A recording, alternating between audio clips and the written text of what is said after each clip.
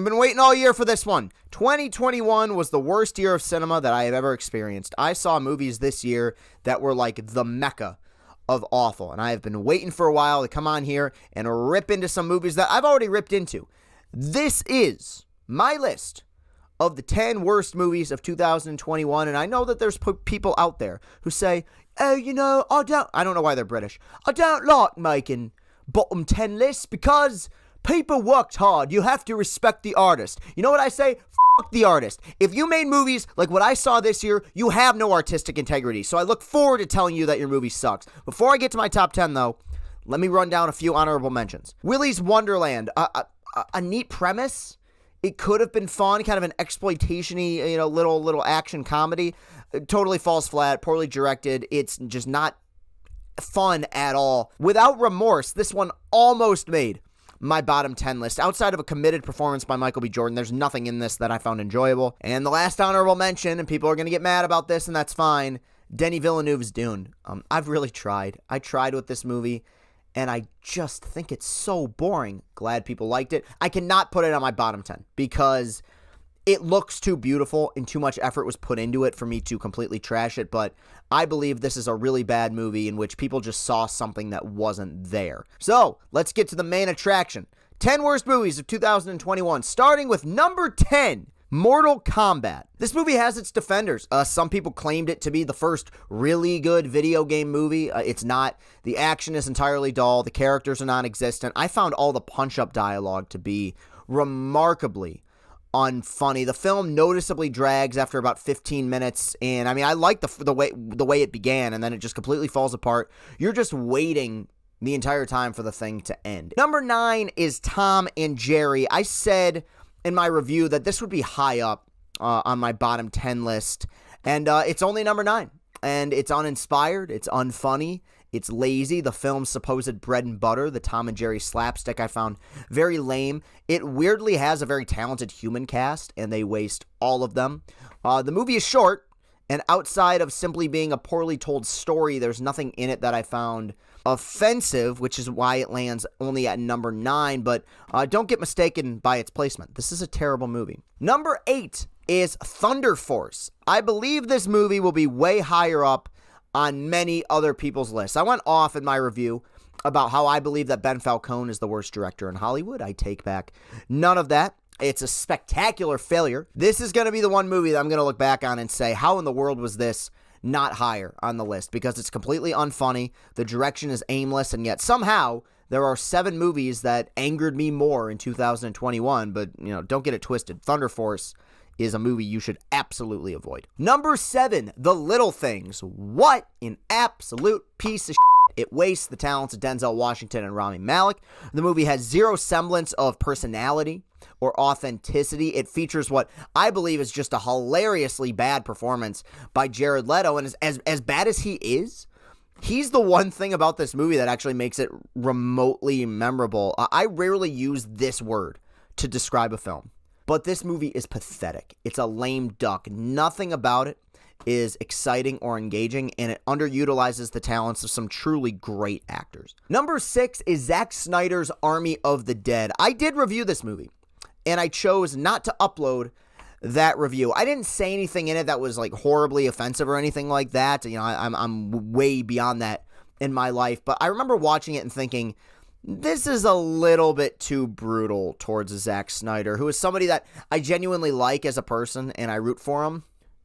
But I think his movies just suck. Having a vision does not automatically make you a talented director. And this man makes movies the opposite of how I would make movies. And I'm not going to go out of my way to rip him, though I guess technically I just did. But I think his movies are terrible. And Army of the Dead is among the worst of them, sans maybe Batman vs. Superman. M. Night Shyamalan's Old comes in at number 5. Old was one of my angrier reviews, so some people may be surprised it's not higher up on the list. The reason it's not is because, at the very least, M. Night Shyamalan, as misguided as he is, at least puts legitimate effort into his movies. Zack Snyder is the same way. With that said, Old is a hilariously misguided film that I would say is probably the best comedy of 2021. Somebody brought this up to me, and it's true, but this movie, I think, has the least appealing cast of any film that I've seen maybe in a decade. Everybody in it looks awful. I don't know if that was intentional, but like everyone looks sick in this movie, and I don't think that was intentional. I think that was just it was just a weird creative decision. Even if it was intentional, who cares? It doesn't matter. The movie's still really bad. Number 4, The Woman in the Window. I barely remember anything about this movie, to be honest with you, which is the ultimate complaint, that it's just so forgettable. I remember being so bored. I remember feeling completely embarrassed for all the actors that were involved. I remember thinking that this had a script that felt like somebody in the 7th grade wrote it. The dialogue is so on the nose. The direction by Joe Wright, good director, is completely underwhelming. You can tell the studio jumped in at the last second to try to fix this thing, and it makes for an even worse product. It's the least engaging murder mystery of all time. I know this movie got delayed a bunch, and I even alluded to this in my review, but this is a film, quite frankly, would have been better off if it would have been unreleased. I think at one point I said a few years ago that the worst movies are the ones that we never get to see. I rescind that comment, because this movie would have been better off if nobody would have seen it. It's one of the worst movies of the year. Number 3, and this is the one that's going to shock people, but my number 3 is Paul Thomas Anderson's Licorice Pizza. The main female character is one of the most completely loathsome characters I've seen in a film in quite a long time. I wasn't crazy about it, but where it struck a personal nerve with me was the fact that the crux of the film is about a relationship between a 25-year-old woman and a 15-year-old boy. I kept watching the movie, waiting for the moment when the film admitted that that relationship was wrong. And you get to the end of the film, spoiler alert, and not only does the movie not acknowledge that that is wrong, but it completely embraces it. The movie ends with implied statutory rape.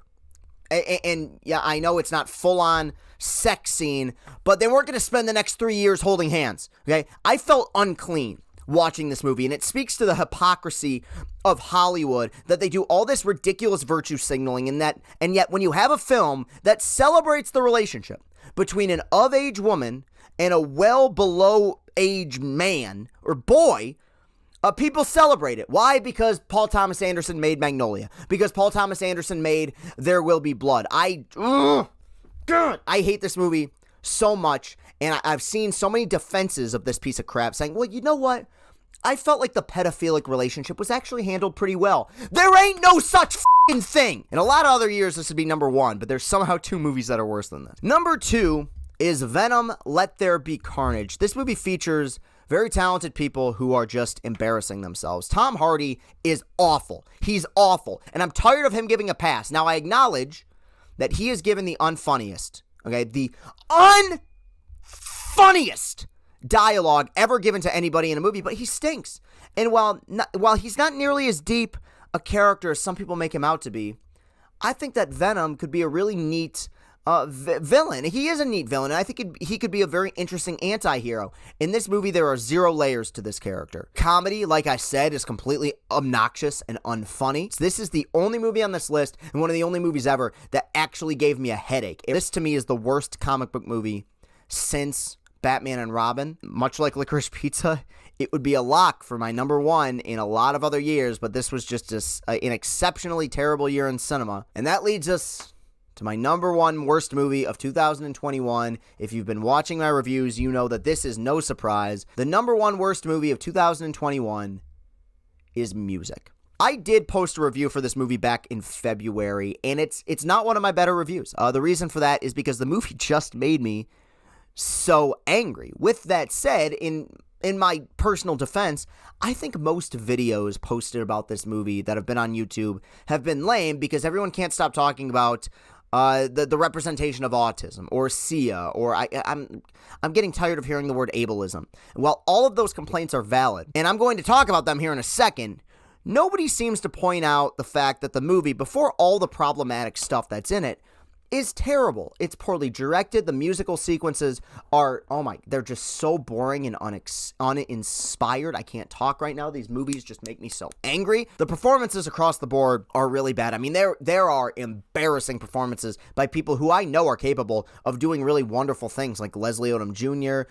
or Ben Schwartz. I mean, Kate Hudson got nominated for a Golden Globe for this. I went off about this in my review, but like, she's terrible in this. This is my impression of Kate Hudson in this movie. She plays an alcoholic. So, I'm like so drunk right now. Wow, way to stretch. The story is derivative. The message of the movie is completely cringe-inducing, and all of those things would make this a movie that is absolutely worthy of being in my top or bottom 10, not top 10. Bottom 10, if not bottom 5. But the thing that did upset me the most was how the film went about portraying autism. The amount of corners that Sia cut in the making of this movie is something that she will never live down, and she shouldn't. Maddie Ziegler's performance as the titular character of Music is historically pathetic, and it's a result of a director who had very little understanding of their subject matter. When you portray something like autism that impacts as many people as it does, you can't afford to get that wrong. You have to do your research. You have to cross your T's and you have to dot your I's, because that stuff matters. I mean, they had an opportunity here to tell a story about a person and a group of people whose stories are rarely ever told, and they fumbled the bag about as badly as you could possibly fumble it. It's junk. I think it's offensive. I think it's terrible. Every other movie on this list, as much as I can't stand them, I believe for the most part were made with good intentions. This movie stands on a pedestal of awfulness that other movies just don't stand on. It is the worst movie that I saw this year. And I think I said this in my review. When 2030 comes around, I would be surprised if this isn't the worst movie of the decade. It is completely loathsome. All right, that'll do it for this list. This was very cathartic, very therapeutic for me. Sometimes bad movies are a lot of fun and you can laugh at them, but for the most part, bad movies just bother me. They piss me off and they upset me, and these movies were no exception. You can follow me on Twitter at Castellani2014. While you're at it, hit that like button. Hit that subscribe button. Let's get those watch hours up. Thank you very much for watching, everybody. Have a great rest of your day. Peace and happiness.